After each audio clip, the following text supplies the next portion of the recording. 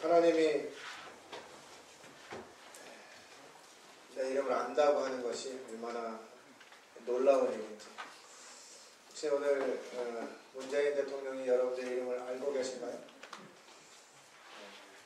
우리는 문재인 대통령을 잘 아는데 문재인 대통령이 우리를 모르는 게 팩트죠.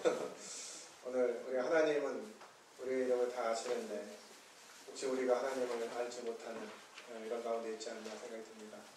저녁을 많이들 드셨죠? 맛있어서 저는 많이 못 먹었습니다. 왜냐하면 배가 부르면 배부른 소리 할까봐 그런데 듣는 분들은 졸리시고 그럴까 봐서 조금만 먹었는데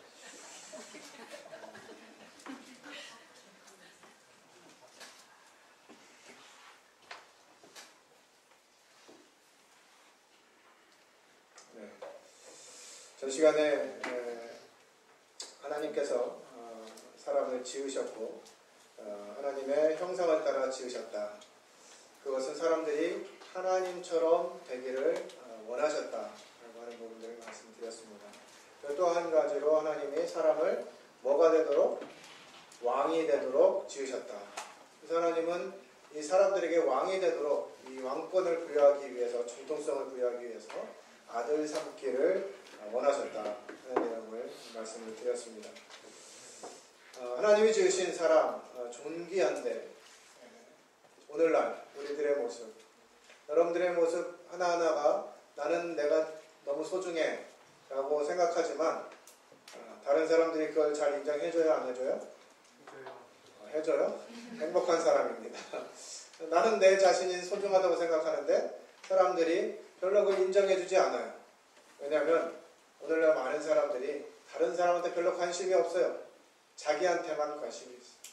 그래서 누군가가 나에게 내가 좋다고, 내가 훌륭하다고 칭찬해주면 좋은데 괜히 다른 사람 이렇게 칭찬하고 그러면 별로 기분이 별로 안 좋습니다.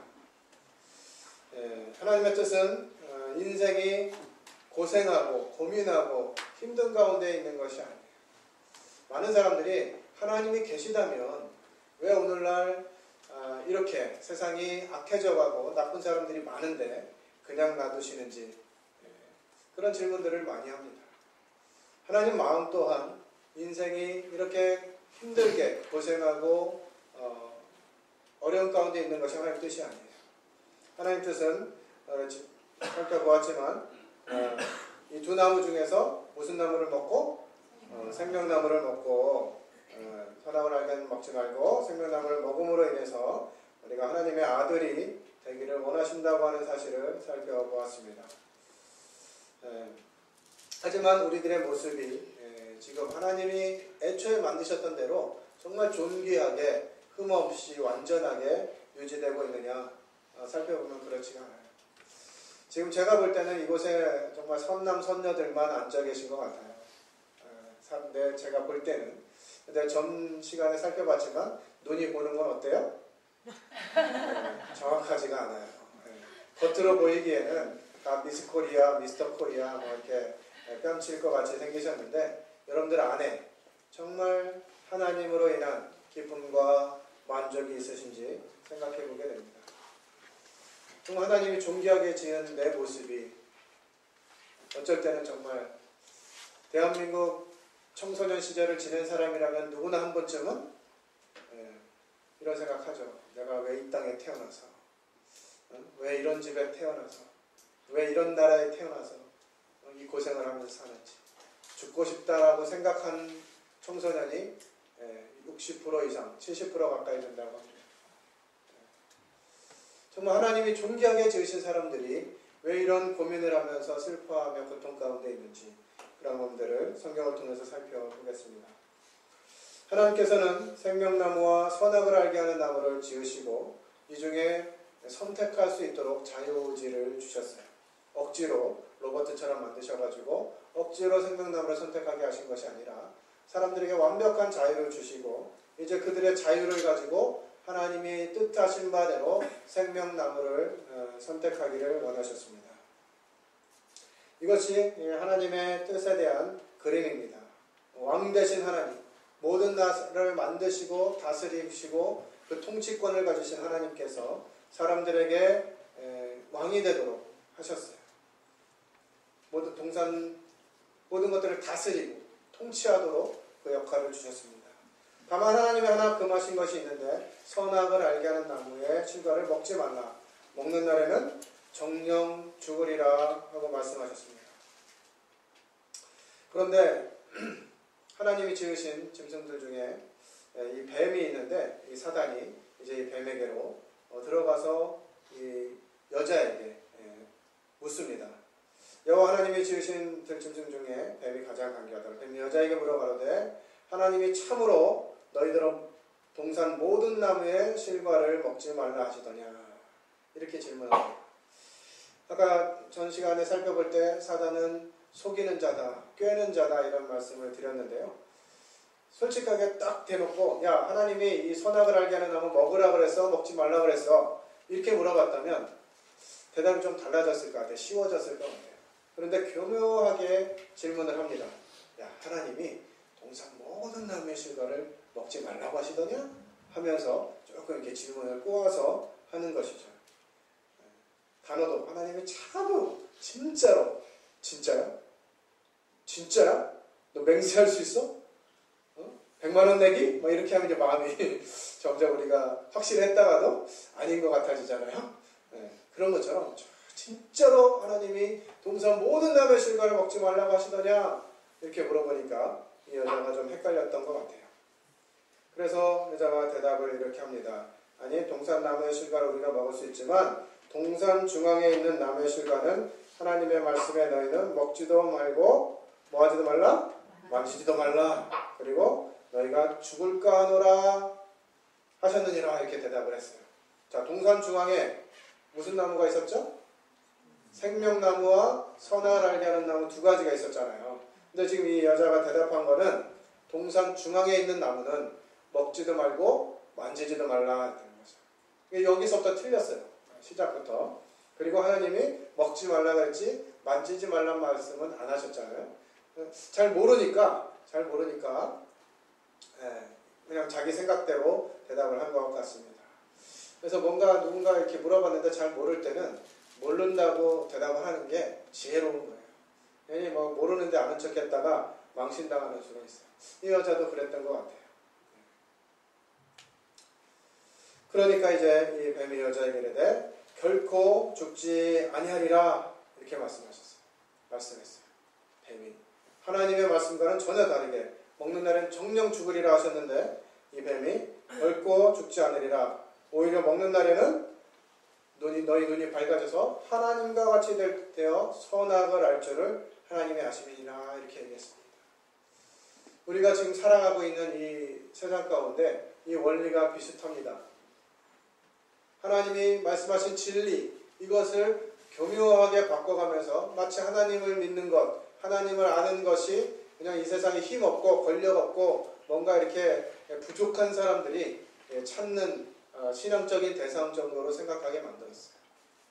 그래서 마치 하나님을 믿고 그 하루 쉬는 날 좀 쉬고 놀고 먹고 즐겁게 살아야 되는데 굳이 그 교회까지 가가지고 막 이렇게 해야 되고 이런 것들을 많은 사람들이 오해하도록 만든 것이에요. 심지어 한국에는 지금 기독교가 이미지가 많이 안 좋아졌습니다. 한 20년, 30년 전만 해도 대한민국의 한 3분의 1 정도가 교회를 다니는 사람들이었거든요. 지금은 4분의 1도 안 되고 5분의 1도 채 안 되는 것 같습니다. 인구가. 그러면서 이 기독교를 아주 나쁜 종교로 많은 사람들이 인식하고 있어요. 왜냐하면 교회 다니는 사람들이 나쁜 일을 많이 한다고 생각해요. 제가 혹시 그런가 싶어가지고 종교별 범죄를 이렇게 검색해봤더니 제일 많은 종교가 뭐겠어요? 어떤 걸 것 같아요? 무교. 종교가 없는 사람들이 50%가 넘습니다. 범죄율이. 그 다음에 많은 범죄율이 불교.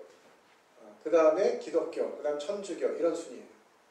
그러니까 기독교에 딱히 억한 감정도 없는데 사람들이 기독교 그러면 이미 안 좋은 감정으로 우리나라가 이미 분위기가 이렇게 가고 있다는 거예요. 이 사단 마귀가 사람들에게 하나님을 알지 못하도록 하는 방법 중에 하나입니다. 전 시간에도 살펴봤죠. 큰 용, 옛 뱀이라고도 하고요, 마귀도 하고 사단이라고도 하는데 온 천하를 꿰는 자입니다. 꿰는 자. 거짓말로 속여서 하나님의 뜻을 알지 못하도록 하는 것이 이 마귀가 하는 일이에요. 여러분들이 혹시 교회에 대한 상처가 있으시거나 어떻게 교회 다니는 사람이 그럴 수가 있나 이런 생각들을 하셨을 수 있어요. 뭐 교회는 완전한 사람들이 있는 것이 아닙니다. 부족한 사람들 또 연약한 사람들이 하나님을 알게 됨으로 나아지는 변화되는 이런 것이지 뭐 교회가 완벽한 사람들이 다 모이는 것이 아니에요. 그래서 이 교회 다니는 사람들이 마치 뭐 많은 범죄를 저지른 것처럼 언론이 보도를 합니다. 그죠? 불교 스님이 무슨 성범죄를 저질렀다 이런 얘기 뉴스에 좀 나옵니까? 안 나옵니까? 잘 안 나와요. 근데 성범죄로 가장 많은 범죄율을 가진 종교가 불교예요. 산속에서 일어나다 보니까 이 성범죄가 굉장히 많이 일어납니다. 그런데 불교가 뭐 스님이 어디 주지 스님이 어떻게 성추행했다 이런 얘기는 거의 뉴스에 안 나와요. 천주교 신부가 그랬다 이런 얘기 잘 안 나와요. 근데 꼭 목사가 그런 일을 하면 대문짝만하게 나옵니다. 뉴스 1면에 막 나오고 그런 일들이 일어나요. 사단은 하나님을 믿지 못하도록 하는 이런 계략을 가지고 있기 때문에 이런 일들이 일어나는 것입니다. 사단은 속이는 자예요. 하나님은 분명히 말씀하십니다. 먹는 날에는 정령 죽으리라 이렇게 말씀하셨는데 사단은 결코 죽지 아니하리라 이렇게 얘기했어요. 이제 사람은 선택을 해야 됩니다. 누구의 말을 들을 것인가. 하나님이 주신 그 완벽한 존재로 지음받은 사람이 그 자유의지를 가지고 선택할 수 있었어요. 하나님의 뜻대로 생명나무를 먹고 하나님의 자녀가 되어서 하나님처럼 되어지는 이것이 하나님의 뜻이었는데 사단은 그것을 거짓말로 속였어요. 결코 죽지 않을 것이다. 그 말을 듣고 이제 어떻게 됩니까? 여인이 선악을 알게 하는 나무를 먹고 자기만 먹은 게 아니라 남편에게도 줬어요. 이것이 성경에 기록되어 있는 죄의 시작입니다. 같이 함께 읽겠습니다. 시작. 이러므로 한 사람으로 말미암아 죄가 세상에 들어오고 죄로 말미암아 사망이 왔나니 이와 같이 모든 사람이 죄를 지었으므로 사망이 모든 사람에게 이르렀느니라. 이 한 사람으로 인해서 세상에 죄가 들어오게 됩니다. 죄가 없던 죄가 생긴 것이 아니고 세상에 죄가 들어왔어요. 이 사람을 지으시기 전에 이 천사들을 하나님 먼저 지으셨는데 그 천사들 중에 가장 높았던 가장 아름답게 지어졌던 이 천사장이 하나님을 반역하는 일이 일어나고요. 그 반역으로 인해서 이 천사들이 이제 하늘에서 쫓겨나게 됩니다. 이것이 이제 이 하나님 만드신 세상의 죄의 시작이었고 죄가 있다가 하나님의 형상을 따라 지음받은 이 사람을 통해서 우리에게 이 인간 세상에 들어오게 된 것입니다. 이 죄는 사람에게 죽음을 가져오게 하고 죽음 뒤에는 심판을 받게 되고 그에는 형벌이 있다고 성경이 가르쳐 주고 있습니다. 처음 하나님이 아담과 하와 이 남자와 여자를 만드셨을 때 두 사람이 옷을 입지 않았어요. 그랬을 때 그들이 부끄러워하지 않았습니다. 그런데 그들이 선악을 알게 하는 나무를 먹고 나서 그들의 눈이 밝아져 자기들이 벗은 줄을 알고 무화과 나뭇잎을 엮어서 치마로 삼는 이와 같은 장면이 성경에 기록되어져 있습니다. 죄가 무엇일까요? 그렇다면 죄가 무엇일까요? 이것을 알아보기 위해서 먼저 감기가 무엇인지 한번 살펴보겠습니다. 콧물이 감기입니까? 콧물이 감기예요? 아니에요? 콧물이 나오지만 그게 감기는 아니죠. 고열, 열이 막 납니다. 열 나는 게 감기입니까? 두통, 머리가 막 아파. 머리 아파. 머리 아프면 감기입니까? 이것은 뭐예요? 감기가 아니고 감기의 증상입니다. 감기 증상. 뭐가 들어오면 우리 몸에 감기 바이러스가 들어오면 이제 뭐 콧물도 나고 고열도 나고 두통도 나고 하는 것이에요. 마찬가지로 사람들이 생각할 때 이 죄가 근본적인 우리 삶 가운데 드러나는 뭐 거짓말하고 싸우고 욕하고 미워하고 질투하고 교만하고 이런 것들이 죄인 걸로 생각하지만 이것은 죄의 열매일 뿐입니다. 가장 근간에 이제 선악을 아는 죄, 선악을 알게 하는 나무를 먹고 나서 사람들이 가지게 된 죄입니다. 선악을 알게 된 것이에요. 그것이 이제 죄인이라고 하는 사랑을 통해서 열매로 맺혀지게 됩니다. 죄는 바로 선악을 알게 되는 것이에요. 선악을 아는 것이 왜 죄일까요? 선악을 안다는 게 어떤 의미인지 생각해 보면 이해할 수 있게 됩니다. 자, 하나님 같이 되어서 선악을 아는 것, 이것은 좋은 것인가요? 좋지 않은 것인가요? 하나님 같이 돼서 선악을 아는 것은 좋은 것이에요. 그런데 선악을 아는 일에 하나님 같이 되는 것은 좋은 일이 아닙니다. 이거 무슨 의미냐면 우리 갓난 아이가 불을 사용하는 법을 아는 것, 좋은 건가요? 좋지 않은 건가요? 갓난 아이가 불을 사용하는 법을 알면 어떻게 되겠어요? 아무데나 불 지르고 다닐 거 아니에요. 이건 심각한 거예요. 컨트롤할 수 없는 그런 상황이거든요. 그런데 성장해서 어른이 돼서 불을 사용하는 방법을 아는 것은 문제가 없는 것이에요. 자, 우리 제일 어린 학생이 우리 다혜와 친구네요. 중학교 2학년인데, 3학년인데 이제 고등학교 곧 가게 되는데, 이 여학생들이 남자를 아는 일에 저와 같이 됐다. 제 아내처럼 남자를 알게 됐다.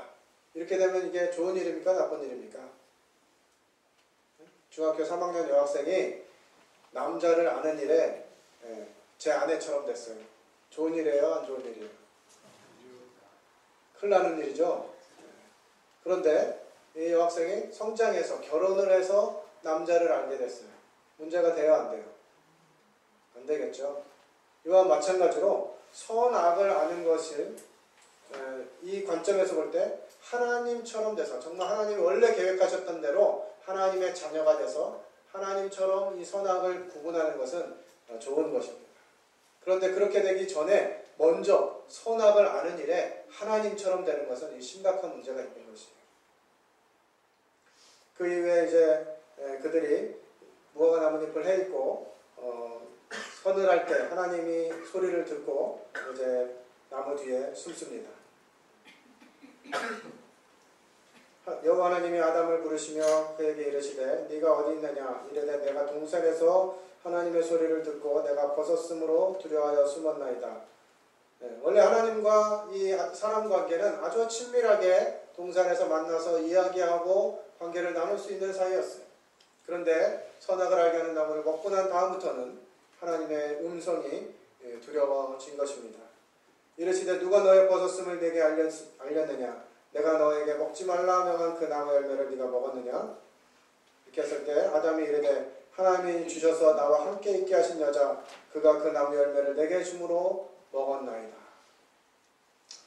오늘날 우리가 이 조상인 아담과 하와를 닮았다는 것이 여기서 딱 나오는 것 같아요. 누군가가 나에게 무엇을 지적하면 그 지적에 변명부터 하게 되죠. 제가 이제 아이들을 많이 만나는데 아이들이 싸웁니다. 그러면 물어봐요. 너 왜 싸웠어? 물어보면 보통 뭐라고 대답하죠? 선생님 잘못했어요. 진짜 잘못했어요. 다시는 안 싸울게. 이렇게 해야 되는데 아니요 저는 안 하려고 그랬는데요. 괜히 제가 먼저 때렸어요. 자기 잘못은 없어요. 그럼 너는 왜 그랬냐? 아니요 저도 가만히 있었는데요. 제가 먼저 욕했어요. 이런 식으로 다른 사람을 핑계하는 것이에요. 이게 우리 조상 아담이 처음 한 말입니다.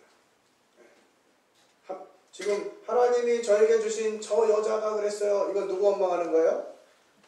결국은 하나님을 원망하는 거예요. 이 여자한테 하나님 물어보십니다. 넌 왜 그랬냐? 그랬더니 저는 안 먹으려고 그랬는데요. 저 뱀이 저에게 속여가지고 먹었어요. 이렇게 이제 얘기하는 것이죠. 이 일로 인해서 이제 하나님이 여자에게 임신하는 고통, 또 수고하고 자식을 낳을 것에 대해서 말씀하십니다. 또 아담에게는 동산나무의 모든 것을 자유롭게 먹을 수 있는 자유가 있었는데 이제 아담에게 평생에 수고해야 그 소산을 먹게 될 것이라고 말씀하시면서 얼굴에 땀을 흘려야 먹을 것을 먹게 된다. 이렇게 말씀하셨어요. 참 우리 조상 아담이 범죄하지 않았다면 남자들이 또 이 세상에서 이렇게 힘들게 일하지 않아도 됐을 텐데 그 시작이 이렇게 된 것이에요. 하나님이 만드신 이 선악을 알게 하는 먹지 말라고 한 그것을 이제 먹게 됨으로 인해서 하나님이 이렇게 말씀하십니다. 같이 한번 읽어볼까요? 시작. 사람이 선악을 아는 일에 우리 중 하나와 같이 되었으니 사람을 쫓아내시고 그릇들과 불칼을 두어 생명나무의 길을 지키게 하시니. 네. 원래 선악을 아는 일은 하나님만 하시면 됐었어요. 그래서 하나님이 먹지마 하는 것은 먹지 말면 됐고, 안 먹으면 됐고, 먹어라 하는 건 먹으면 됐던 일이에요. 그런데 사람들이 그것을 선택하는 일을 하나님 뜻대로 하지 않고 자기 기준에 옳은 대로 생각하게 되는 것입니다. 쉽게 설명을 좀 해드리면 우리 학교에, 우리 반에, 또 우리 사무실에 어떤 사람이 있는데 참 다른 사람들한테는 너무 잘해요. 다른 사람들 그 말을 들으면 정말 법 없이도 살 사람이고 정말 모든 사람을 칭찬하고 업무 성과도 좋고 공부도 잘해. 그런데 나한테는 아주 못되게 굴어. 그런 사람이 있습니다. 좋은 사람입니까? 나쁜 사람입니까? 모든 사람이 좋아해요. 모든 사람이 좋아하고 칭찬받아요. 그런데 나한테 잘못하면 좋은 사람이에요? 나쁜 사람이에요? 나쁜 사람이에요. 또 어떤 사람이 있는데 모든 사람들한테 손가락질을 당해요. 아유, 저 인간 아주 그냥 없었으면 좋겠어. 아주 그냥. 저 인간만 없으면 살 것 같아. 내 주변에 한 사람씩은 다 있죠. 그 인간만 없으면 정말 살 것 같은데, 근데 그런 평을 받는 사람인데 나한테는 정말 너무 잘해요. 매일 선물 갖다 주고 맛있는 거 있으면 먼저 갖다 주고 같이 밥 먹으러 가서 자기가 밥 사고 선물 있으면 뭐든지 나 먼저 챙겨주고 그래요. 그 사람 좋은 사람이에요? 나쁜 사람이에요? 좋은 사람이에요. 그 기준이 누구예요? 나한테 있는 거예요. 나한테. 내가 좋으면 선이고 내가 나쁘면 악인 거예요. 그러니까 어떻게 해요? 내가 하면 노면 쓰고 남이 하면 불륜이다. 이러면 똑같은 상황. 자기한테만 좋게 적용하려고 하는 것, 이것이 바로 선악을 아는 죄입니다. 하나님처럼 절대적인 선과 악을 구분하는 것이 아니라 나한테 좋으면 선이고 나한테 나쁘면 악한 거예요. 나한테 별로 큰 혜택이 없는 좋은 복지 정책이 나오면 저런 걸 왜 해? 이렇게 하는 거죠. 그런데 나한테 도움이 되는 그런 복지 정책을 하면 나라 정치 잘하네 이렇게 하는 거예요. 어떤 분이 여기서 저희 앞에 이제 보면은 안산으로 넘어가는 그런 길이 있는데 제가 이제 길을 쭉 갈 때 어쩔 때는 신호가 한 방에 쫙 뚫려요. 그러면 무슨 생각해요? 뭐 정말 교통행정이 끝내줘. 어쩌면 이렇게 그냥 한 번 신호만 딱 받으면 그냥 촥촥촥촥 넘어가냐. 이래가지고 막 시장 다음에 꼭 시장 뽑을 거야. 이런 생각 하는 거예요. 근데 어느 날은 또 갈 때마다 걸리네. 하나 건너면 또 걸리고 하나 건너면 또 빨간색이고. 그럼 무슨 생각하겠어요? 누가 이렇게 교통신호를 이렇게 똑같이 만들어가지고 바빠 죽겠는데 시간 오래 걸리게 해. 똑같은 상황을 가지고 자기 마음에 좋으면 선한 것이고 자기 마음에 좋지 않으면 악한 것이에요. 내가 운전하고 있는데 옆에서 쌩쌩 달리고 버스가 끼어들고 그러잖아요. 그러면 저 버스는 없어져야 돼 이런 생각이 들어요. 근데 내가 버스에 타 있을 때 있잖아요. 버스가 총알처럼 달려가고 그러면 기사 운전 잘하네. 그렇게 되는 거예요. 이게 사람 마음인 겁니다. 선악의 기준이 어디에 있어요? 나한테 있는 거예요. 그래서 이 선악을 아는 것, 이것이 바로 죄라고 하는 것입니다. 이런 죄를 하나님은 그냥 놔두시지 못하고 죄를 심판하시겠다. 먹는 날엔 정령 죽으리라 하셨기 때문에 하나님이 죄를 심판하시겠다고 말씀하시는 거예요. 같이 읽겠습니다. 시작. 내가 그 행위대로 그들에게 갚고 그 죄악대로 그들을 심판하리니 내가 여호와인 줄 그들이 알리라. 우리가 악을 행하고 잘못한 일을 행하는데도 그 심판이 없으면 마음이 담대해져요. 그래서 바늘도둑이 소도둑 되는 거예요. 이 정도는 했다가 점점 더 큰 일을 하게 되는 거죠. 그러나 하나님이 그 행위대로 갚으시겠다고 말씀하십니다. 같이 읽겠습니다. 시작. 하나님의 진노가 불의로 진리를 막는 사람들의 모든 경건하지 않음과 불의에 대하여 하늘로부터 나타나니. 하나님은 죄를 심판하시는데 하나님이 그 진노가 누구에게 오냐면 불의로 진리를 막는 사람들 그리고 경건하지 않음과 또 불의에 대해서 나타납니다. 성경은 분명하게 기록하고 있습니다. 같이 읽겠습니다. 로마서 6장 23절 시작. 죄의 삭은 사망이요. 죄를 지었을 때 그 값에 대해서 성경은 사망이라고 이야기하는 것이요. 히브리서 9장 27절 읽겠습니다. 시작. 한 번 죽는 것은 사람에게 정하신 것이요 그 후에는 심판이 있으리니. 한 번 죽는 건 사람에게 정해진 것입니다. 이곳에 모인 분들 중에서 혹시 나는 안 죽을 자신이 있다 이런 분 계신가요? 역사 가운데 죽고 싶지 않아가지고 불로초를 구해오라고 한 진시 황제가 어떻게 죽었습니까? 불로초 구해온 그 약초를 먹고 죽었다고 해요. 안 죽고 싶어서 불로초 먹었는데 그게 죽음을 단축시키는, 생명을 단축시키는 그런 일이 된 거죠. 많은 사람들이 안 죽고 싶어 하지만 모든 사람이 죽음 앞에서 누구도 이 죽음을 피해갈 수 없는 것입니다. 욥기 18장 13절에서 15절 같이 읽겠습니다. 시작. 질병이 그의 피부를 삼키리니 곧 사망의 장자가 그의 지체를 먹을 것이며 그가 의지하는 것들이 장막에서 뽑히며 그는 공포의 왕에게로 잡혀가고 그에게 속하지 않은 자가 그의 장막에 거하리니 유황이 그의 처소에 뿌려질 것이며. 우리가 살고 있는 이것을 이 몸을 성경은 장막으로 표현하고 있습니다. 그리고 죽음을 맞이하게 될 때 공포의 왕에게로 잡혀간다고 하는 것이죠. 오늘 서두에 또 오늘 주제 제목처럼 영광의 왕이신 하나님을 만나는 것이 아니라 그 하나님이 이제 공포의 왕처럼 되어지는 것이에요.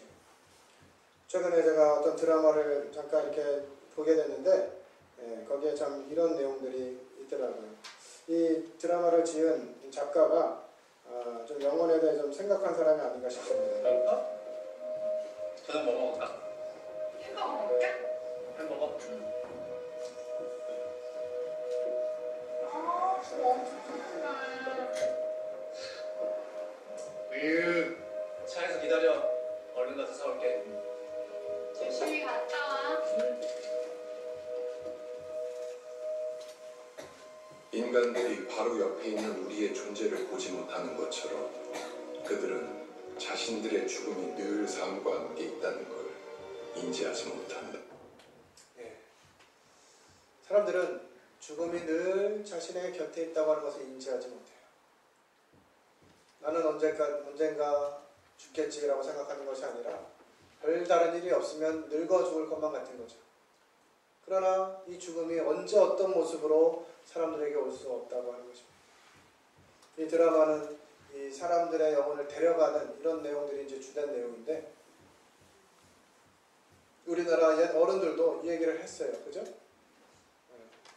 뭐하나 몰라 귀신들은 저거 안 잡아가고 막 이렇게 하면서 사람들의 영혼을 데려가는 사람 뭐라 그러죠? 그런 존재? 저승사자라고 그러잖아요. 저승사자. 우리 옛 선조들이 아주 성경적인 이런 관심들이 있었던 것 같습니다. 저승사자가 한자로 치면 천사예요. 천사. 하늘에서 일하는 사람. 천사가 뭐 다른 게 아니라 정말 이 영혼의 문제들을 생각하면서 우리 데려가게 될 것이에요. 이것은 누구도 피할 수가 없는 것입니다. 어리다고 피해가지 않고 또 건강하다고 피해가지 않는 것이죠. 저는 이 죽음을 아주 어릴 때부터 참 가깝게 만나게 됐어요. 6살 때 제 가장 친하던 친구가 엄마 아빠와 함께 바닷가를 간다고. 그 당시만 해도 이렇게 오늘날처럼 이렇게 많이 부유해진 그런 시대가 아니었기 때문에 바닷가를 간다는 것은 상상할 수 없었던 일 중에 하나였어요. 근데 이 친구가 엄마 아빠와 함께 바닷가에 간다고 너무 좋아하면서 갔는데 돌아올 때 부모들만 돌아왔어요. 아이가 파도에 휩쓸려가지고 시체도 찾지 못했지. 그 부모가 늘 그 아이를 생각하면서 시름에 빠져있는 모습들을 그 어린 나이에 잡고 왔어요. 또 대학교에 입학했을 때 제 친구 중 하나가 동아리와 함께 뒤풀이를 하다가 간질이 좀 있는 친구였는데 화장실에서 한양대학교를 들어간 친구였는데 화장실에서 간질이 생겨가지고 겨울에 쓰러져서 죽었어요. 제 주변에 있는 이런 친구들이 자꾸 세상을 떠나는 모습을 보면서 참 이 죽음이 멀리 있는 것이 아니고 참 가까이 있구나 하는 것들을 생각하게 됩니다. 이 죽음의 문제는 누구도 피해갈 수 없어요. 만일 당신이 오늘 밤 죽는다면 당신은 뒤이어 하나님의 심판대 앞에 서게 될 것입니다. 당신이 하나님의 심판대 앞에 서서 심판을 받는다면 이 무서운 형벌을 피할 방법이 있으십니까? 그 누구도 하나님의 심판을 피할 수 없습니다. 죽음도 피할 수 없습니다. 하지만 이 죽음은 최종적인 것이 아니라 영원한 불의 형벌에 들어가는 시작에 불과합니다. 소위 사람들이 말하는 지옥이란 영영이 꺼지지 않는 유황불 속에서 형벌을 받는 장소를 가리킵니다. 죽음은 하나님의 심판을 받고 영영한 불의 형벌에 들어가는 관문입니다. 마귀는 결코 죽지 않는다고 여자의 거짓말을 했지만 사람은 누구를 막론하고 하나님의 말씀대로 반드시 죽습니다. 여러분 또한 반드시 죽을 것이에요. 그리고 하나님의 심판을 받게 되고 영원한 형벌을 받게 될 것입니다. 이것을 여러분이 믿든지 믿지 않든지 이것은 진리예요. 진리는 어떤 경우에도 변하지 않는 그와 같은 사실을 말합니다. 죄를 범한 아담과 하와에게 남아있는 것은 반드시 죽으리라는 하나님의 심판뿐이었습니다. 그런데 하나님은 사람이 어떻게 되길 원하셨다고요? 하나님처럼 되길 원하셨어요. 하나님의 아들 삼기를 원하셨어요. 그래서 하나님 편에서 이 아담과 하와를 벌하시되 아담과 하와를 직접 벌하시는 것이 아니라 어떻게 이 문제를 해결할 수 있는지 이 부분을 말씀해 주셨습니다. 여호와 하나님이 뱀에게 이르시되 네가 이렇게 하였으니 내가 모든 가축과 들의 모든 짐승보다 더욱 저주를 받아 배로 다니고 살아있는 동안 흙을 먹을지니라. 창세기 3장 15절 밑에 있는 말씀 같이 한번 읽어보겠습니다. 시작. 내가 너로 여자와 원수하게 하고 내 후손으로 여자의 자손과 원수하게 하니 여자의 후손은 내 머리를 상하게 할 것이고 너는 내가 발등을 상하게 할 것이다. 예, 이 말씀은 창세기 3장 15절에 최초로 기록된 메시아에 대한 예언인데요. 이 말씀을 잘 기억해 놓으시기 바랍니다. 내가 너로 이 뱀과 여자와 원수가 되게 하고 뱀의 후손도 여자의 후손과 원수가 되게 하리니 이렇게 기록하고 있습니다. 보통 후손은 누구의 후손입니까? 여자의 후손입니까? 남자의 후손입니까? 보통 남자의 후손이에요. 남자의 씨를 받아서 나기 때문에 남자의 후손인데 이 메시아에 대한 예언은 여자의 후손이 뱀과 원수가 되어서 일어날 것들에 대해서 이야기하고 있습니다. 그리고 하나님이 이제 이와 같은 일을 해주셨어요. 같이 읽겠습니다. 시작. 여호와 하나님이 아담과 그의 아내를 위하여 가죽옷을 지어 입히시니라. 아담과 하와가 이 선악을 알게 한 나무를 먹고 나서 자신들이 부끄러워서 무슨 나뭇잎으로 뭘로 옷을 해 입었어요? 나뭇잎으로. 무화과 나뭇잎으로 옷을 해 입었어요. 치마를 만들어 입었어요. 자, 나뭇잎으로 옷을 만들면 어떻게 될까요? 계속 한 번 만들면 그냥 계속 입나요? 일회용. 또 잠자고 일어나면 부서지거나 끊어지거나 그럼 다시 부끄러움이 노출되고 햇빛이 들면 말라가지고 돌돌돌 말려서 다 또 부끄러움이 드러나게 되고 이런 일들이 계속 반복되어지는 것이죠. 그래서 그와 같은 부분들을 아시고 하나님께서 아담과 하와에게 가죽옷을 지어 입히셨어요. 가죽옷을 지어 입히셨다는 것은 무슨 의미일까요? 이 가죽옷을 입히기 위해서 뭔가 짐승이 죽음을 당했다는 거예요. 하나님이 아담과 하와에게 이 가죽옷을 지어 입히시면서 하나님 편에서 준비하신 것이 무엇인지를 힌트를 주신 것입니다.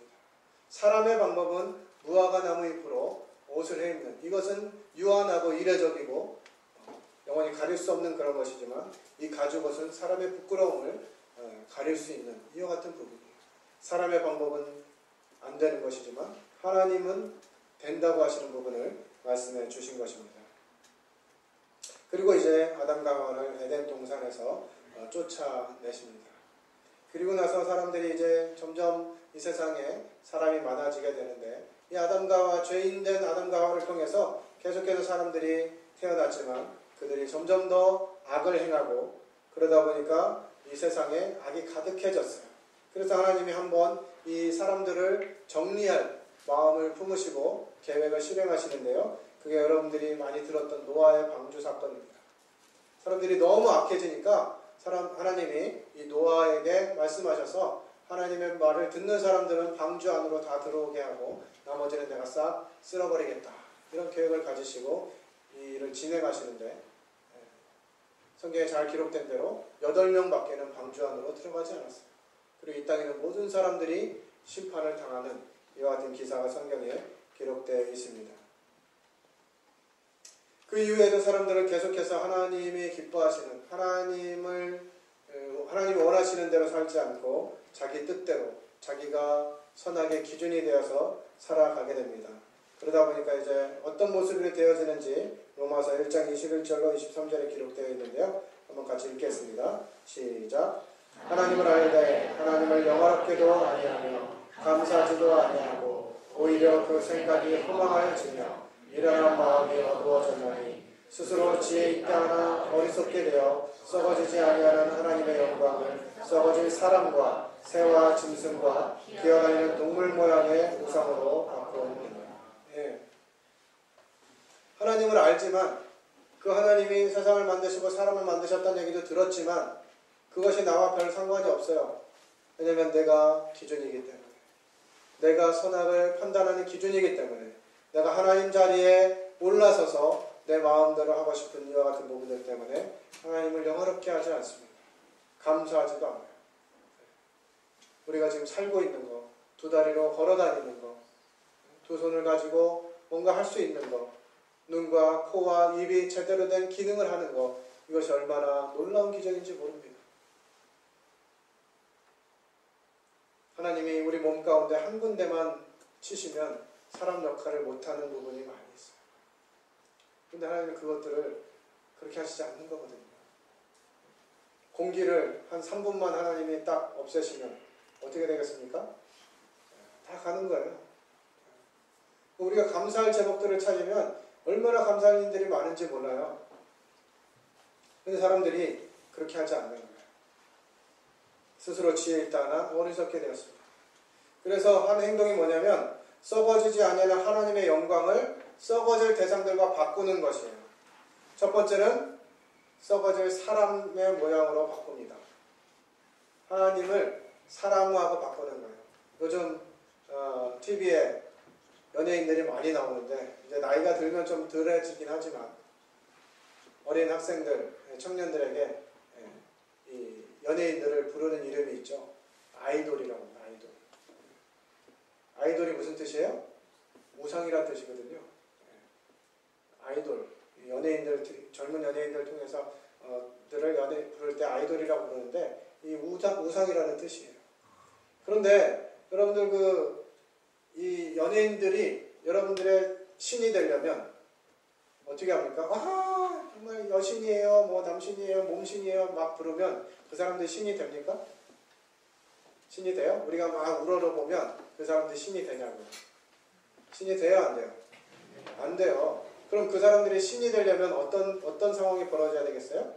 내가 그 사람들보다 못한 존재가 되어야 되는 거예요.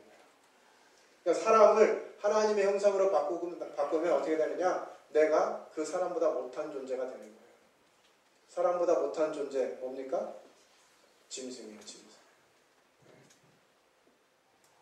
사람을 우상시하면 그 사람이 하나님이 되고 나는 그 사람보다 못한 짐승과 같은 존재가 되는 것입니다.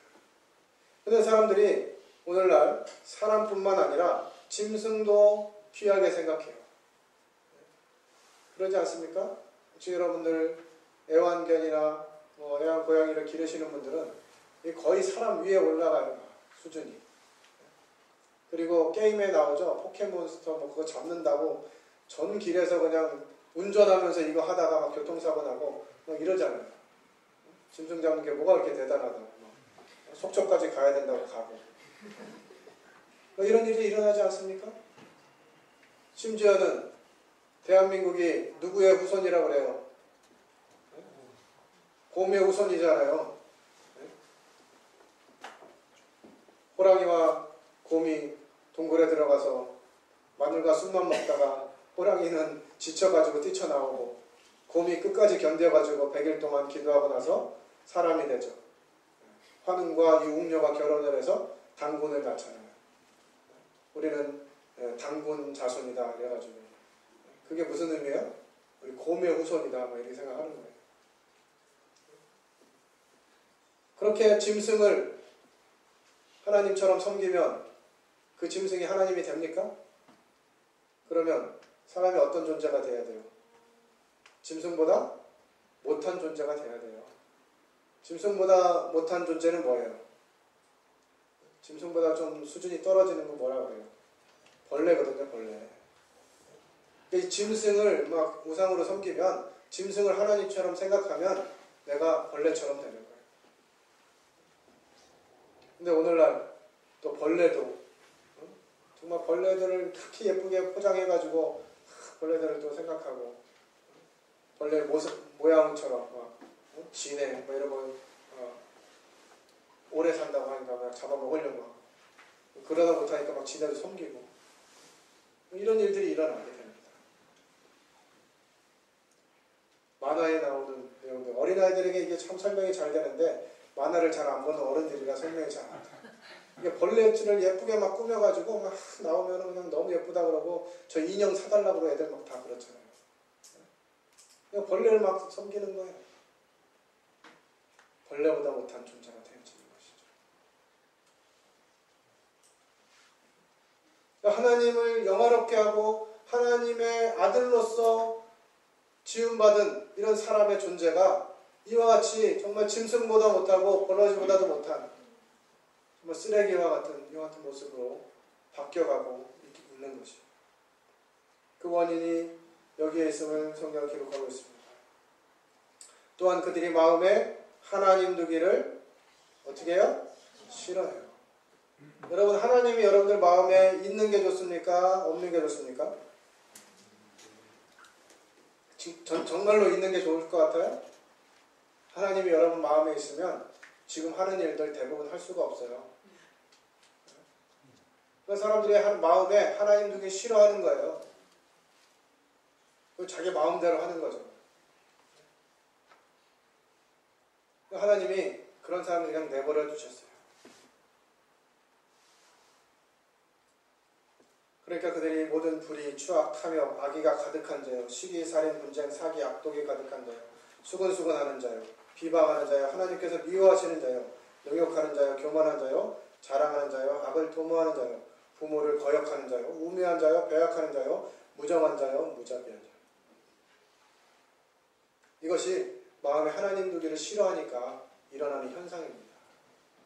혹시 여러분들 가운데 이러한 일들이 일어나고 있지 않습니까?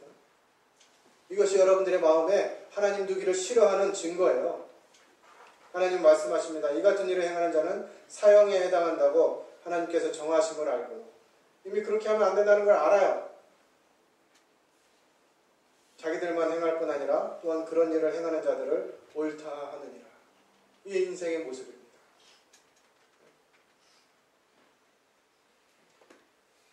정말 사람들이 하다가 안 되니까 참 이런 일까지 하는 거예요. 이 때문에 하나님께서 그들을 부끄러운 욕심에 내버려 두셨으니 곧 그들의 여자들도 순리대로 쓸 것을 받고 영리로 쓰며 그와 같이 남자들도 순리대로 여자 쓰기를 버리고 서로 향하여 음욕이 부릴 듯하며 남자가 남자와 더불어 부끄러운 일을 행하여 그릇에 그랬다며 상당한 보응을 그들 자신이 받았느니라. 요즘 뭐 동성애를 인정해야 되느냐 말아야 되느냐 시끄러운데요. 짐승도 동성 간의 성관계를 맺지 않아요. 어떤 짐승이 동성애를 하는 걸 봤어요? 하나님을 마음에 두기 싫어하는 인간만이 이 일을 하고 있는 거죠. 갈 때까지 간 상태가 바로 이 모습입니다. 그 인정해달라. 이런 것들이 전반 시간에 말씀드렸지만 사단이 계속해서 조금씩 우리들 삶 가운데 다 스며들게 해놨어요. 여러분들 지금 웬만한 사용하고 계신 폰에는요, 이 동성애 이모티콘이 다 들어있습니다. 남자와 남자 있는데 하트 모양 그려놓고, 여자와 여자 그려놓고 하트 모양 그려놓고, 이거 우정이에요. 처음에 그랬거든요. 이건 사랑이 아니라 우정입니다. 이렇게 안내를 했어요. 근데 지금 완전히 이게 동성애가 돼가지고 분위기를 조장하고 있어요. 마치 동성애를 인정하면 선진국이고 인식이 깬 사람처럼 이렇게 만들어가고 있는 것입니다.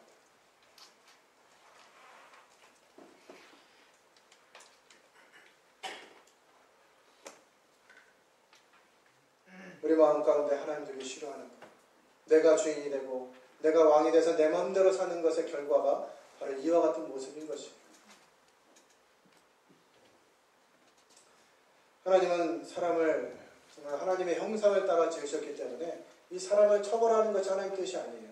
같이 읽도록 하겠습니다. 시작. 또 왼편에 있는 자들에게 이르시되 저주를 받은 자들아 나를 떠나 마귀와 그 사자들을 위하여 여기되 영원한 불에 들어가라.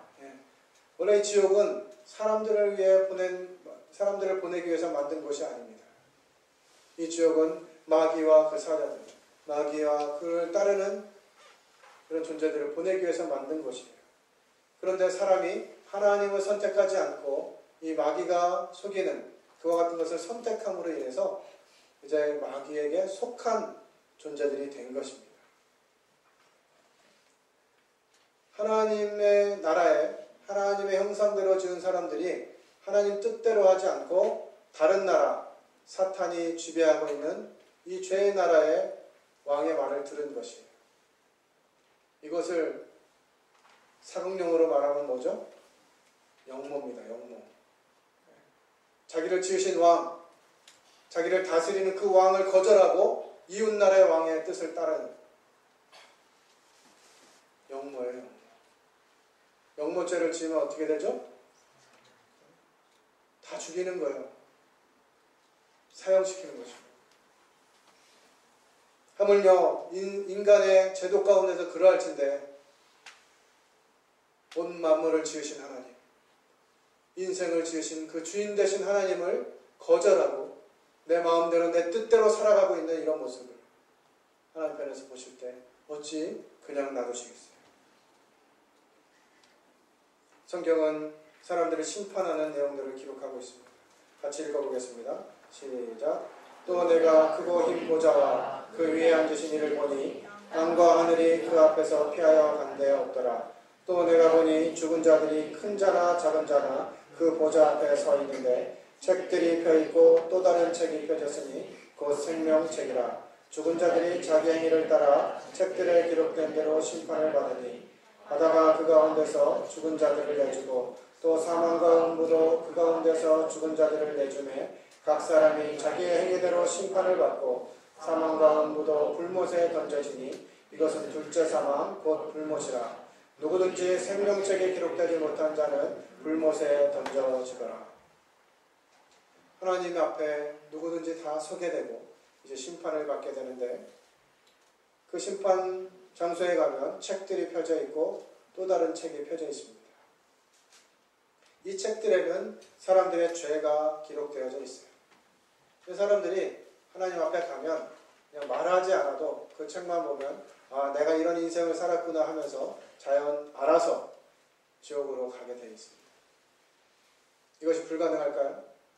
오늘날 사람도 그렇게 하잖아요. 다 CCTV에 찍어가지고 난 그런 적 없는데요? 한 적 없는데요? 얘기해도 다 영상에 찍혀가지고 자기가 한 일이 드러나잖아요. 하나님 나라에서 이것은 너무나 쉬운 일이에요.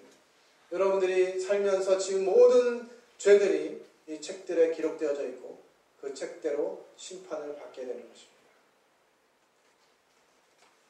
그리고 생명책이 있는데 이 생명책은 이 죄가 없는 사람들, 죄가 없다함을 받은 사람들의 이름이 기록되어져 있습니다. 죄 용서함을 받은 이런 사람들의 이름이 기록되어져 있어요. 여러분들의 이름은 어디에 기록되어져 있겠습니까? 이것을 그림으로 보면 이와 같이 될 것이에요. 보좌 위에 앉으신 그 하나님이 심판하십니다. 죄가 있는 자들은 지옥으로 가게 되고 죄가 없는 자들은, 생명책의 이름이 기록된 자들은 천국으로 가게 되는, 이것이 하나님의 심판을 그려주고 있습니다. 지옥에 대한 영상인데요.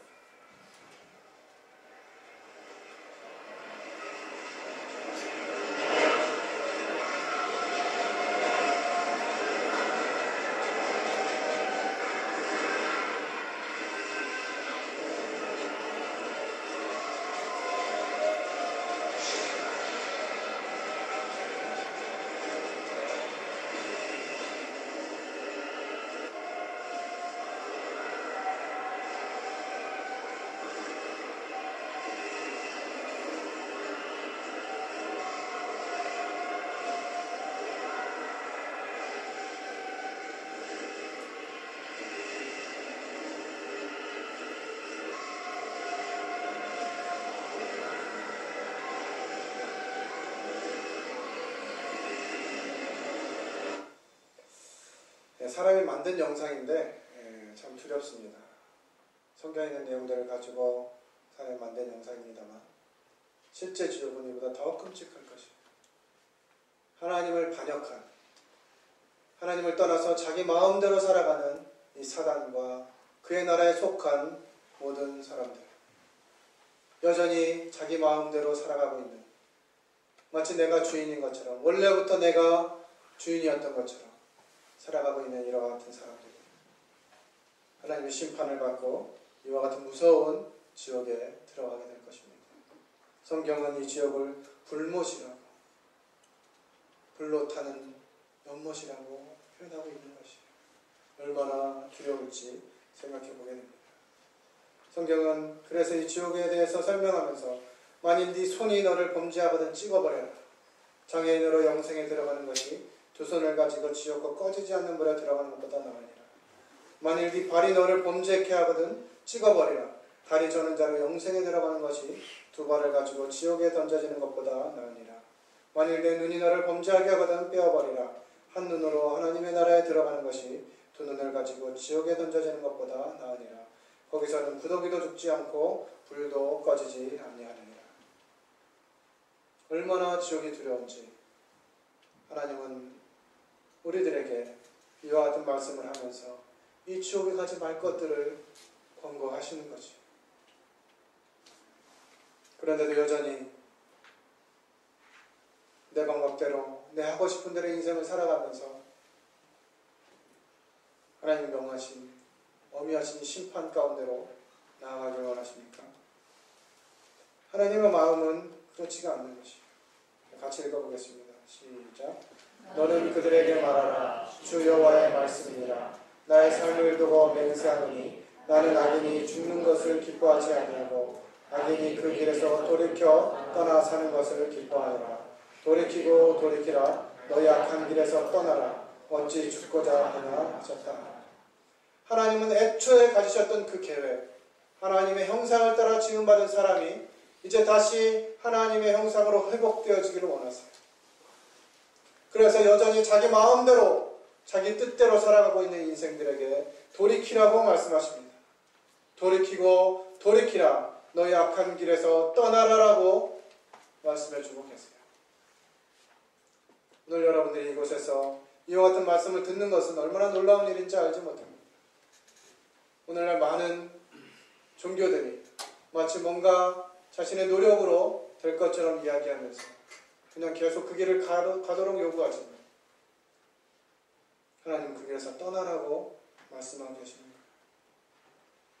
우리가 하나님께 돌아가야 되는데 모든 사람이 죄를 범하였음에 하나님의 영광에 이르지 못하더라고 기록하고 있습니다. 하나님께 돌아가기 원하지만 이 죄 문제가 하나님께 돌아가지 못하도록 만드는 것이에요. 성경은 이 죄를 크게 두 가지로 설명해 주고 있습니다. 같이 읽겠습니다. 시작. 내 백성이 두 가지 악을 행하나니 곧 그들의 생수의 근원 되는 나를 버린 것과 스스로 웅덩이를 판 것인데 그것은 그 물을 가두지 못할 터진 웅덩이니라.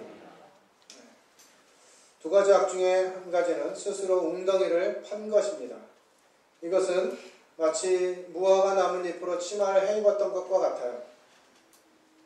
자기 방법으로 무엇인가 해보려는 이와 같은 노력을 말합니다.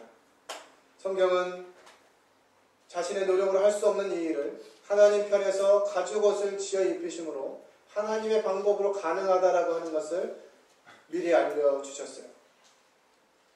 이 죄를 지은 사람들이 어떻게 해서든 하나님께 가기 위해서 여러 가지 노력들을 합니다.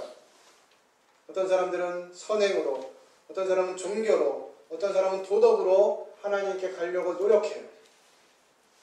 그러나 이 거룩하신 하나님께, 이 죄 문제를 가지고는 하나님께 갈 수가 없는 것이에요. 이 죄 문제를 해결하지 못하면 하나님께 갈 수가 없습니다. 하나님은 완전하시고 거룩하신 분이기 때문에 죄를 볼 수도 없는 분이시라고 성경에 기록하고 있어요.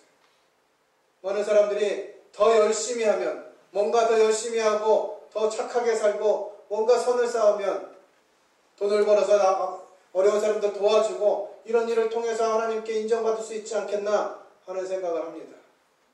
그러나 그 불가능한 것이 사람의 노력으로 하나님께 갈 수가 없습니다. 그래서 하나님이 어떻게 하면 이러한 사람들이 하나님께로 돌아갈 수 있는지 그와 같은 부분들을 설명해 주셨어요. 같이 한번 읽도록 하겠습니다. 시작. 그 예물이 소의 번제이면 흠없는 수컷으로 회막문에서 여호와 앞에 기쁘게 받으시도록 드릴지니라. 그는 번제물의 머리에 안수할지니 그를 위하여 기쁘게 받으심이 되어 그를 위하여 속죄가 될 것이라. 네, 구약 성경에 이제 사람들이 죄를 범하면 어떻게 이 죄 용서를 받을 수 있는지를 설명해 주기 위해서 말씀해 주시는 것이에요. 이렇게 사람이 잘못을 하면 이 재물을 가지고 와서 그 재물 위에 손을 얹습니다. 그러면 사람의 죄가 이 재물에게 이렇게 옮겨간다라고 하는 것을 알려주시는 것이에요.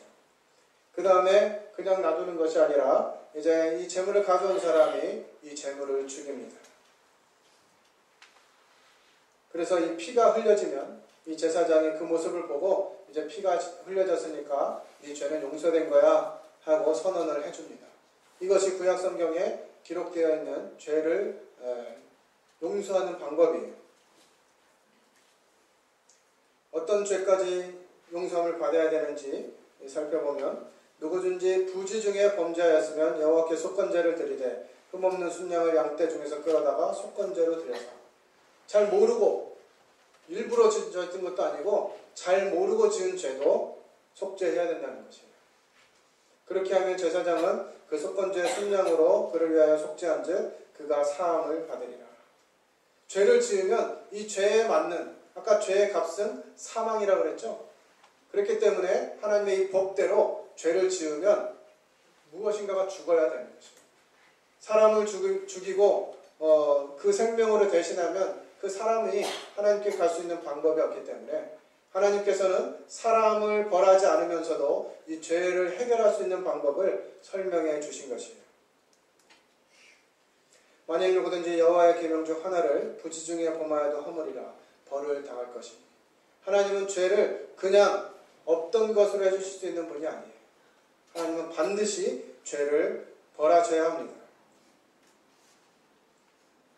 하나님의 말씀은 살아있고 활력이 있어 좌우의 날선 어떤 검보다도 예리하여 혼과 영과 및 관절과 골수를 찔러 쪼개기까지 하며 또 마음의 생각과 뜻을 판단하나니 지으신 것이 하나도 그 앞에 나타나지 않음이 없고 우리의 결산을 받을 시에 눈앞에 만물이 벌거벗은 것 같이 드러나느니라. 겉으로 보여지는 것이 다가 아닙니다. 하나님은 여러분들의 마음을, 여러분들의 생각을 판단하신다고 말씀하십니다.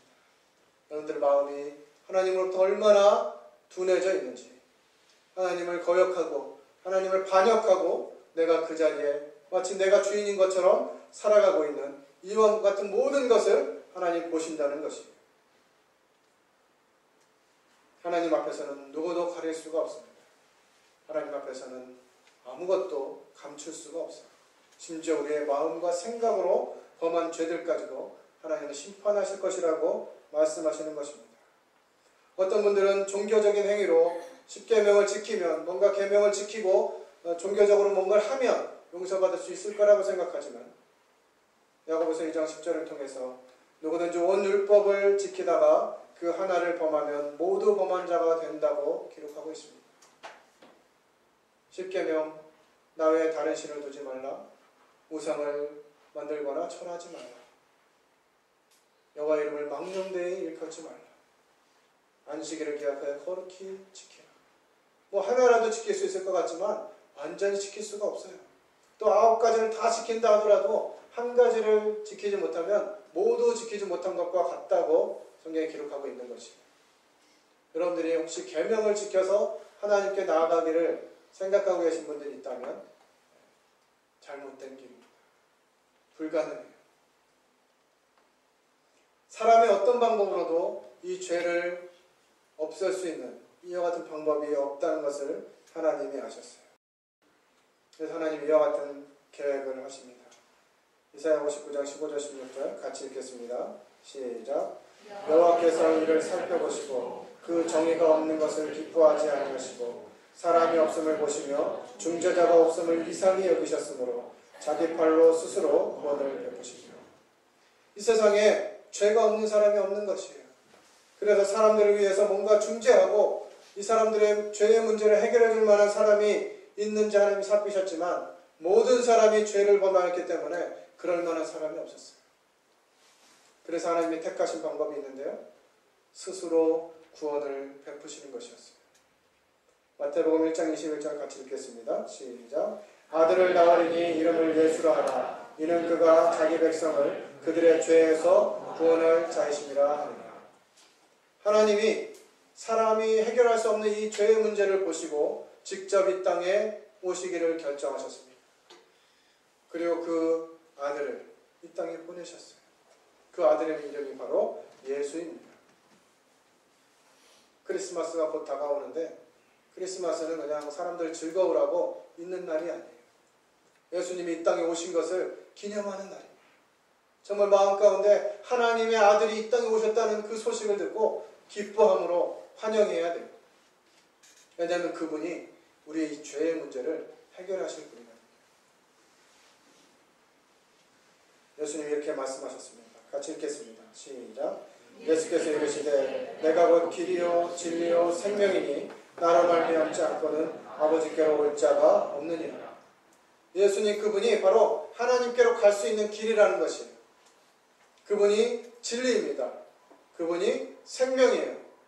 이 생명이라는 단어 나오니까 무슨 나무가 생각나죠? 생명나무. 하나님은 이 생명나무를 먹고 하나님의 자녀가 되는 이 권한을 주시기를 원하셨다는 거예요. 아들이 되게 하시기를 원하셨다는 거예요. 그런데 하나님이 그때 실패한 인간들을 포기하지 않으시고 이제 오늘날 지금이라고 하는 이 시간에 다시 그 아들 예수님을 통해서 생명을 주시고 이 생명을 취하는 사람들을 하나님의 아들로 삼기 원하셨어요. 이와 같은 그림입니다.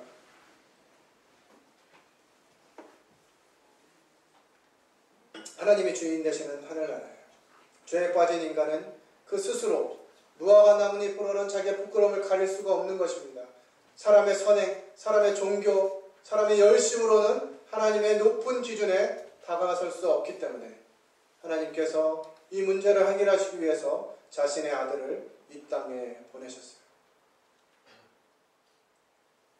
그리고 그 아들을 그냥 보내신 것이 아니라 사람들의 이 죄의 문제를 해결하는 장소로 그 아들을 보내셨습니다. 베드로전서 2장 24절 같이 읽겠습니다. 시작. 친히 나무에 달려 그 몸으로 우리 죄를 담당하셨으니 이는 우리로 죄에 대하여 죽고 의에 대하여 살게 하려 하심이라. 그가 채찍에 맞음으로 너희는 나음을 얻었나니. 하나님께서 하나님의 아들을 채찍으로 맞게 하시고 십자가에 자기 아들을 내어 보내셨어요. 아까 구약시대에 죄를 없애는 방법에 대해서 설명해 드렸죠. 자기가 죄를 지으면 모르고 지은 죄도 마음으로 지은 죄도 이런 죄들을 지으면 재물을 가지고 와서 이 죄의 문제를 해결하기 위해서 그 재물을 죽여야 했던 것처럼 이 사람의 죄는 그런 짐승으로 해결할 수 없기 때문에 하나님의 아들이 친히 이 땅에 오셔서 자신이 생명을 사람들을 위해서 내어주신 것입니다. 요한복음 1장 29절 같이 읽겠습니다. 시작. 이튿날 요한이 예수께서 자기에게 나오심을 보고 이르되 보라 세상 죄를 지고 가는 하나님의 어린 양이로다. 네. 사람이 죄를 지으면 양이나 염소 이와 같은 제물을 가지고 와서 그 제물을 죽임으로 인해서 자신의 죄를 용서받았던 것처럼 이제 하나님의 아들 예수 그리스도께서 이 땅에 오셔서 모든 사람의 제물이 되어주신 것입니다. 그분이 직접 하나님의 의를 만족시키기 위해서 하나님의 이 절대적인 기준을 만족시키기 위해서 스스로 제물이 되어주셨어요. 영상을 하나 가도록 하겠습니다.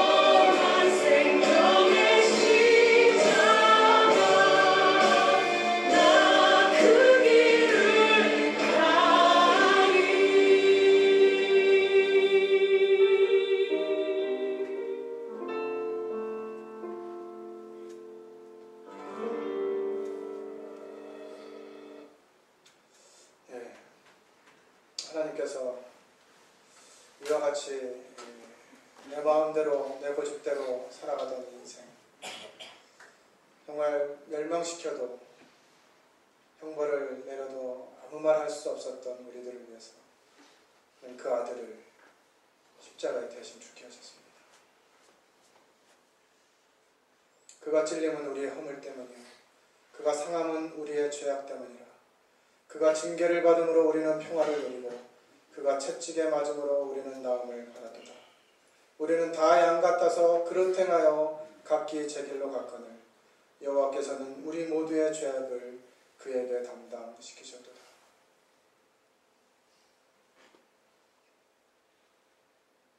우리에게 이와 같은 하나님의 사랑을 받을 만한 무슨 자격이 있습니까? 여지껏 내가 세상의 주인인 것처럼 내 마음대로 살아가던 그 인생 가운데서 하나님을 찾지도 않고 하나님을 구하지도 않았다. 여전히 내 방법대로 내 하고 싶은 대로 내 인생을 살아가는 나를 위해서 하나님은 자신의 하나밖에 없는 아들을 이 땅에 보내셨습니다. 우리가 하나님께 갈 수 없는 그 죄의 문제를 하나님 해결하시고자 그 아들을 십자가에 내어주신 것입니다. 예수님이 십자가에 죽으실 때 다 이루었다 말씀하셨어요. 우리가 갚아야 할 하나님을 떠나서 내가 그 자리를 차지한 이 역적의 죄, 그리고 내 마음대로 살아갔던 이와 같은 죄들을 하나님 해결하시기 위해서 십자가에 죽으시면서 내가 다 갚았다고, 내가 모든 죄의 문제를 해결했다고 말씀하고 계십니다. 너희가 전에는 양과 같이 길을 잃었더니 이제는 너희 영혼의 목자와 감독 되신 이에게 돌아왔느니라. 우리가 마음대로 가던 그 길, 내 뜻대로 가던 그 길을 하나님 이제 말씀하시는 것입니다.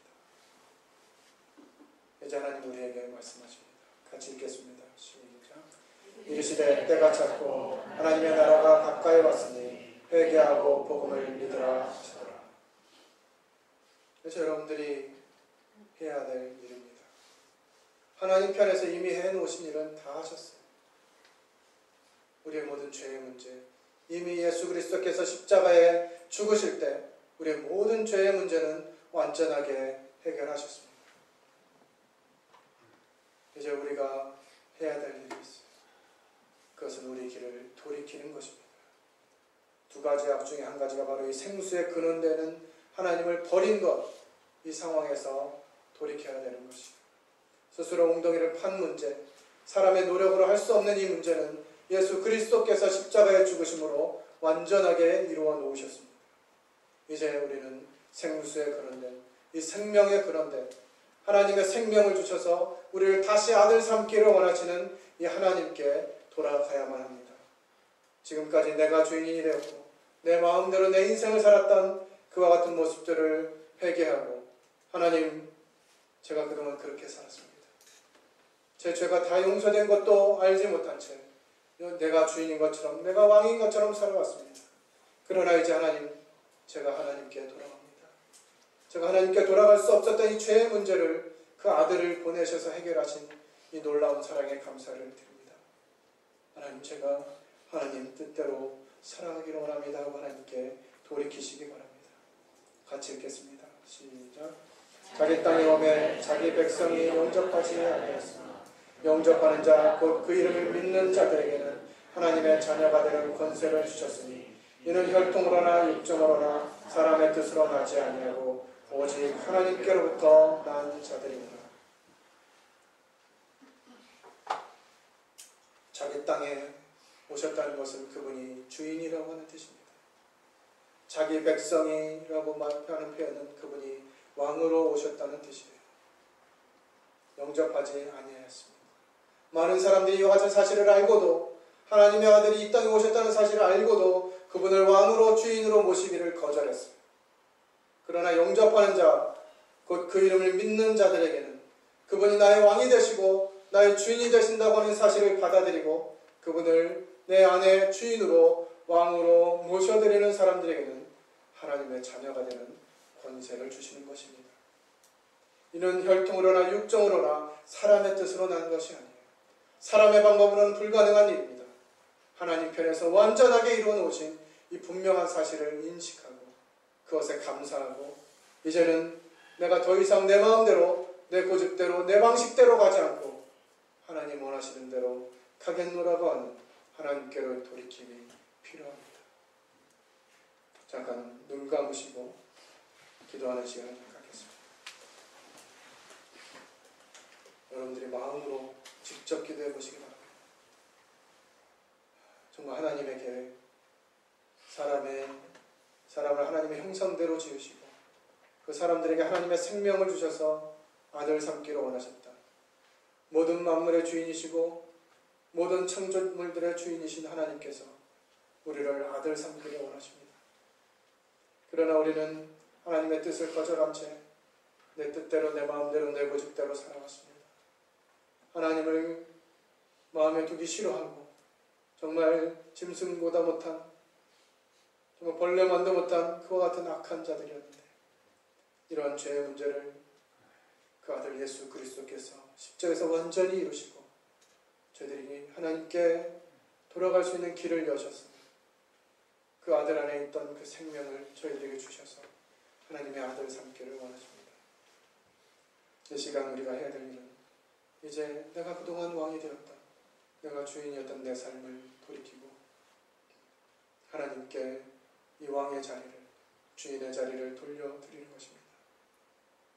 지금 이 시간 이와 같은 부분들을 결정하시고 여러분들 마음 가운데 정말 참 하나님을 나의 주인으로 왕으로 영접하는 결단을 하시기 바랍니다. 내일은 기회가 없을 수도 있습니다. 죽음이 우리 주변에 늘 있기 때문에 어떤 상황에 죽음을 만날지 모릅니다. 이 문제를 해결하지 않고 인생을 살아가다가 죽음을 만나게 되면 다시 하나님을 욕되게 하고 그분의 은혜를 무시하는 그 같은 죄를 짓게 되는 것입니다. 여러분 이 시간 결단하시고 이제 더 이상 내 뜻대로 살지 않겠노라고 하는 하나님 뜻대로 살겠노라고 하는 그 같은 고백을 하시기를 바랍니다.